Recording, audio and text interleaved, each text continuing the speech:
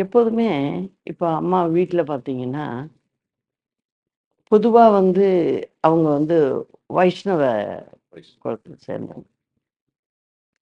பொதுவா வைஷ்ணவர் வீட்ல பார்த்தீங்கன்னாக்க, விநாயகர் வச்சு கும்பிட மாட்டாங்க. பெருமாள், லட்சுமி இருக்கும். ஆனா நான் இந்த வீட்ல வந்து இருக்கும்போது, அப்ப கேட்டேன். இந்த மாரி விநாயகர் சதுர்த்தி வருது. நான் இந்த வீட்லயே வந்து தங்கியிருக்கேன். ம். அதனால விநாயகர் வைக்கலாமா? அப்படின்னு. தாராளமா வையி அப்படின்னாங்க. நாங்க 2 பேருமே உட்காந்து பூஜை செய்வோம். அதனால அவங்க கிட்ட அந்த வித்தியாசமே நான் பார்க்கல. அதாவது இப்ப நமக்கு ஒரு மதம் பிடிக்கும். நம்ம வந்து சில வழிபாடுகள நம்ம செய்வோம். அதே மாதிரி தான் எல்லாருக்குமே. அப்படின்னு தான் நெனப்பாங்க.